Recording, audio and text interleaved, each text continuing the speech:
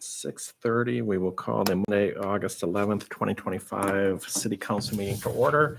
If you could please join me with the Pledge of Allegiance. I pledge allegiance to the flag of the United States of America and to the republic for which it stands, one nation, under God, indivisible, with liberty and justice for all. Thank you. And with that, do we have any additions to the agenda tonight? No additions tonight, Mayor. Hearing none, I'll look for a motion to approve the agenda as presented. Motion. Second. We have a motion, a second. All in favor, say aye. Aye. Aye. Opposed, same sign. Motion carries 4-0. With that, we will move to public comments, and with nobody in the audience, I guess we will just close public comments then and move to consent. Is there anything on the consent agenda that needs to be pulled for further discussion? Hearing none, I'll look for a motion to approve the consent agenda as presented. Motion. Oops, second. We have a motion and a second. All in favor, say aye. Aye. Opposed, same sign. Motion carries 4-0.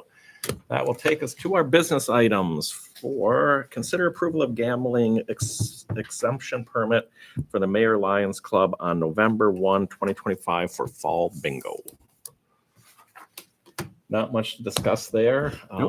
As In the this past. biannual, they do this twice Yep. a year, correct? Yep, twice a year, fall So and spring. twice a year.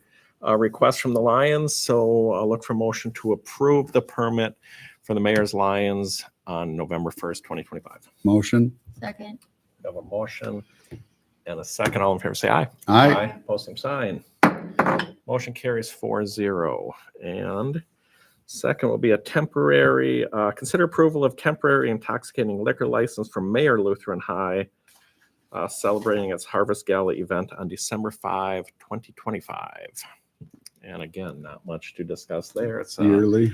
a yearly event for Mayor Lutheran. So with that, I'll look for a motion to approve the liquor license for Motion. December 5th, 2025. Motion. We have a motion. Do we have a second? Second. Motion second. All in favor, say aye. Aye. Opposed, same sign. Motion carries 4-0. With that, we will move to council reports. Councilmember Helt, anything to report on? Nope, I haven't had any meetings since. Have we? No. No. Councilmember Fausch, anything to report I on? didn't think so. I have nothing. And Councilmember Jackson. Nope, meeting's tomorrow. And I have not had any meetings. We will be doing our interviewing for Public Works candidates this week. So all goes well. We hopefully will have a recommendation for the next meeting as we discussed at our last council meeting. That's all I have. So with that, I'll look for a motion to adjourn. Motion. Second. Whoa. We're all unanimous. All right. We got a motion from Councilmember Helt, second from Fausch. How about that? All in favor, say aye. Aye. Opposed, same sign. We are adjourned. With that, we will jump right into the work session and call to order and start out with the 2026 budget update. Thank you, Mayor. I don't have any substantive updates to the budget itself. Actually, I have no changes to the budget itself, but one thing I would like to quickly talk about, last year and this year, we have been, well, last year I'll go back to, we saw a revenue shortfall in the water fund, and that was due to less irrigation usage than had been normally predicted in the past. So we're watching that again this year. It's been another wet year. So we've put together some data for you guys, just for consumption purposes, to keep you guys informed on where we're at. So right on the left here, we organize it by year, and then residential water is normal residential water usage on the main meter, and then we have residential irrigation. So if they have a separate meter for irrigation, we track that as well. If they don't have a separated meter, it's all under here. And then under here is commercial and their usage. For 2025, I've extrapolated the numbers, so this is not year to date. This is year to date, divide by 7, multiply by 12 to get an idea of what year end would potentially look like. So in looking at that, you have the figures there, and then shrink that to look at the graphs. So for residential water, going back to 2019, I think this was probably normal usage for that year. 2020, that's COVID, so everybody's at home using more water. And then this trend line here, I think it's a combination of work from home working less from home as people transition back to the office, and then also probably the inflationary years where people are tightening their belt and trying to spend less where they can. Even though we've been building houses, the water usage trend on that has been slightly going downwards. We can't say for certain that's speculation, but it stands to reason. Those are probably the causes on that. For irrigation, this tracks pretty closely if you look at total average rainfall that Minnesota receives in a year in the Minneapolis area. High rainfall this year, we're having high rainfall this year, and these are lower rainfall years. And when I was looking at doing the 23 budget, I was looking at these 3 years of revenue on the water end. So that's why revenue numbers are the way they are. Those having been drier years, we saw more revenue on the irrigation front. That's why in 2024, we saw the hit there because this was far less rainfall. These are revenue figures, not rainfall figures. So we had higher rainfall, less irrigation in those years. And we're trending about this direction as well. Now, if it dries up and it becomes real wet and people start irrigating again, we'll see that number go up. But that's the deeper dive into what we're seeing at the water usage level. Now, with less irrigation usage, we're using less water, we're producing less water at the plant, we're using less chemicals, less electricity, but you still have that's a portion of the total overall cost of running the water fund. You still have other hard costs that are involved that don't change regardless of how much water is used. So we'll see some expense decrease on that, but not dollar for dollar on that. And on the commercial end of things, 2021, there's a fluke in there where I don't know who, but they used 1 million extra gallons. Yeah, okay. So yeah, there was a fluke in here. There was 1 million extra gallons used 1 month. Otherwise, it's been fairly stable in there. In 1 month? In that year. Oh. Sorry, in that year. I was going to say, well, I'm 2021, sorry. there was an extra 1 million gallons used. Holy moly. I did not delve into the details. Chad, So- you're looking a little guilty. No, That was the post office. He left Yeah. this faucet on. The faucet. been selling it out the back. Yeah. Oh, this is live. So when it comes to budget purposes, if we're starting to see more of this and less of this, we have to start looking at taking into account for that, because we're assuming revenues are for this. But if we're seeing more of this, and we'll see as years go on. So when we look at the budget itself, I won't go to that, but so I'm updating our utility rate study for 2025 to 2029 period because we looked at it 2 years ago. So I'm giving that a thorough update. And so we have 25, 26 for water rates in here. We're holding those steady because we're anticipating the debt drop off in 27. So 26 is our last year of the big bond payment. We'll only have a small one after that. Originally, we're looking at dropping. So this is our base rate change factor. So we're looking, originally this was at 75. We were looking at the drop off happening there. If we're looking at more wet years than dry years, just taking a quick look, that just go to 85% because our revenue, we're looking at 494 just off of revenue generated. The way it's trending for this year, you're more in that 419, 420 range. So you wouldn't drop it quite as much, but you're still dropping in 27. Now, what that means is in your 25 and 26, we were looking at deficit spending of, 10 to 12,000. You're more looking at this year. I was looking at it earlier today. We're probably looking at a $40,000 deficit overall in the water fund on the whole for the year. Approximately, and we'll shore that up as the year goes on. But so in terms of what that means for fund balance, the water fund sits at about 400 to 500,000 in liquid cash and investments. So taking a $40,000 hit, you never want to, but the fund can certainly absorb it. It doesn't put it in the critical levels or in healthy levels. It's still doing all right.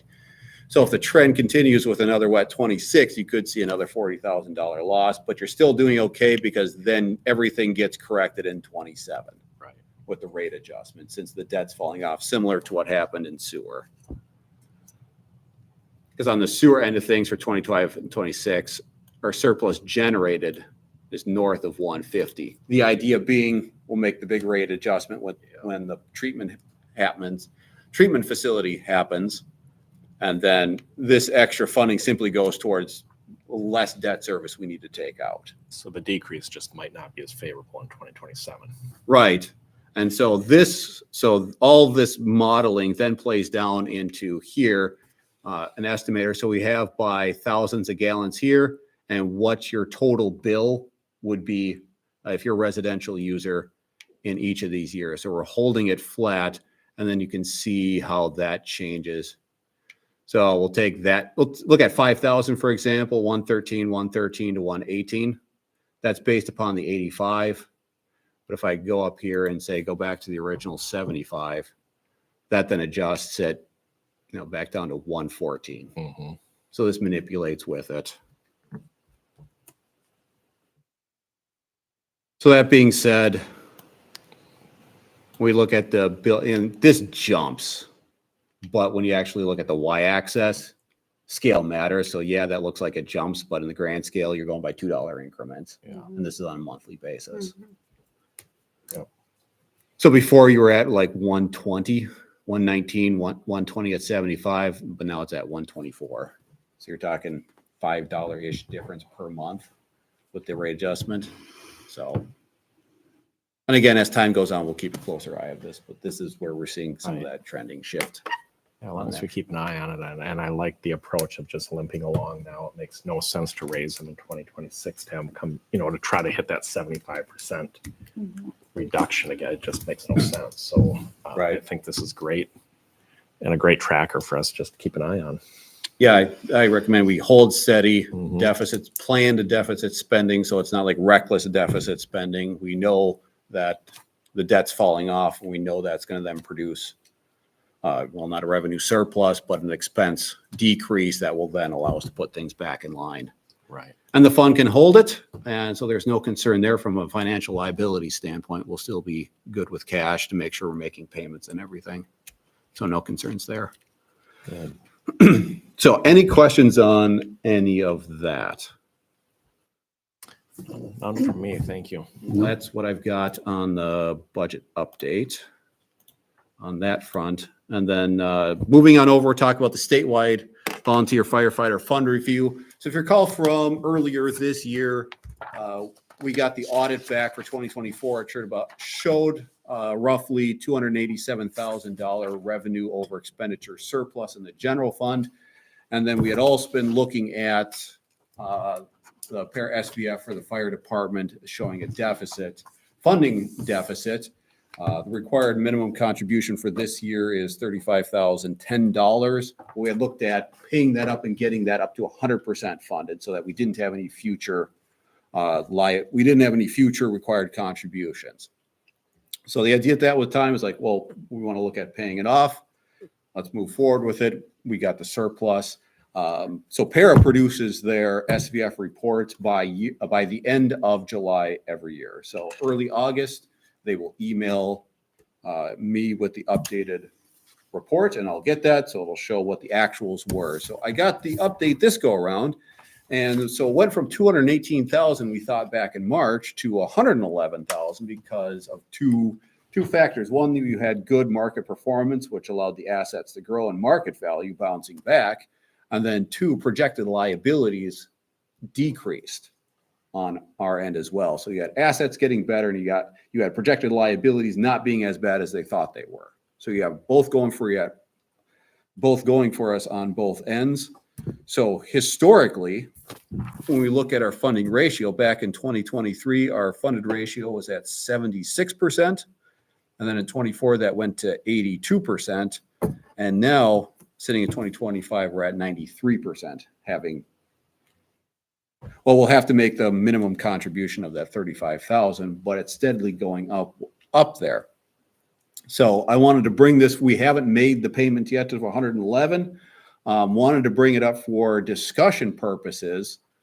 Since we're seeing a healthy trend upward, do we put the 111 in there to bring it to square, or do we see what 2026 brings?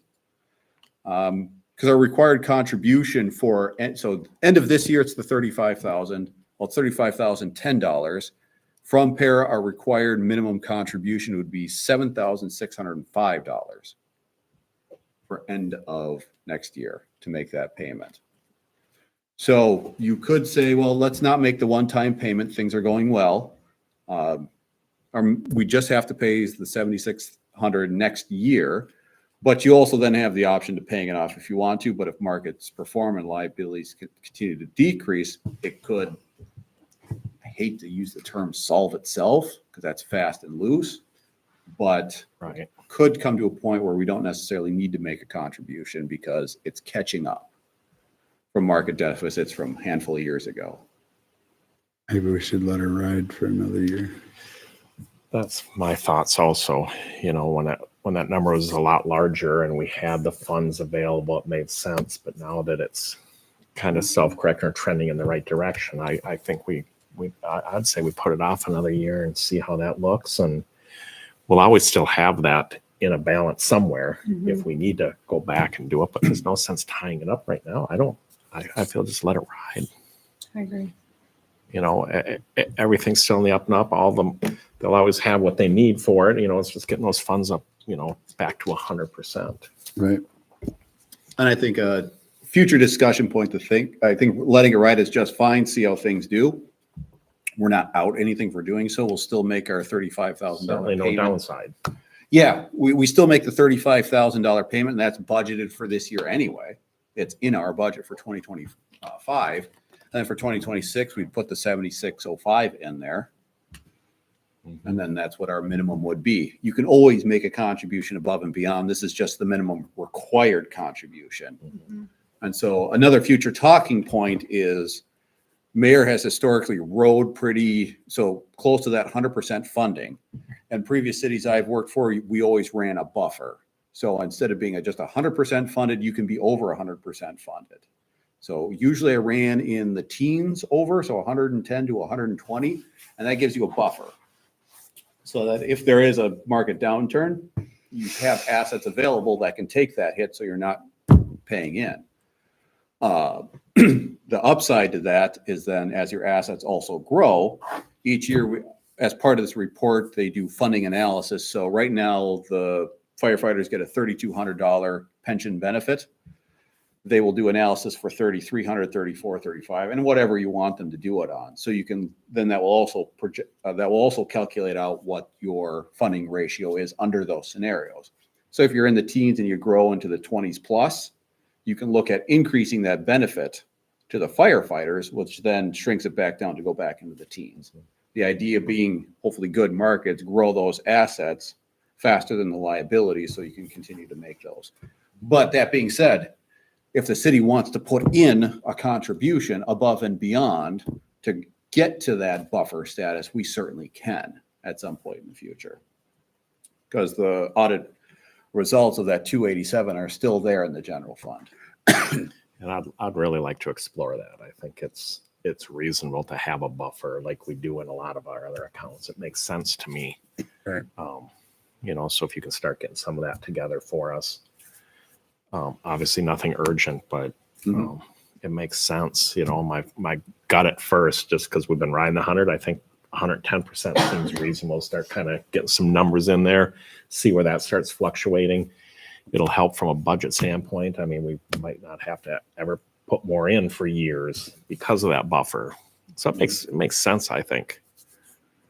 You know, and it's new for us. Like you said, Mayor's always kind of stayed at that 100%. So 110 seems reasonable. And after a few years of that, if it's trending the right way, you know, maybe we're right on the number. If it starts coming down a little bit, maybe we have to put it up to 115 at some point. But I think right it's now, the responsible thing to do. Yep. So right now, the general fund balance is sitting in a very good spot. So you got the financial report in there, but this is what was that? This is where I draw the numbers from. Yeah, not quite as. So I track it back to November of 23. So you can see the fund balance starting then was in the 400,000s. Now, this is also the time period where we got our LGA and tax payments, so bumped it up. So this is our high point for any given year, and you can see the high point at end of 23 was in the 700s. High point at 24. We're up towards 1 million now. And then even now, mid-year, we're bumping back up higher than we were there. So trending upward in the right direction while still having a pretty good tax rate on things. So moving some of these funds to create that buffer isn't going to jeopardize our financial position in the general fund. Good. Any other thoughts, comments, anything else on that? So I'm kind of with Chad that I think we just pay our 33,010 amount this year and ride it out next, see what happens. Can do. If everyone else agreement, I agree with that. or not necessarily an agreement, but any other thoughts But we on it? can, yeah, Yeah, like I said, we can always come back to it. right. Perfect. All right. Anything else? No, that is all I have. That's all you got? Perfect. Then we will adjourn. Thank you, everyone.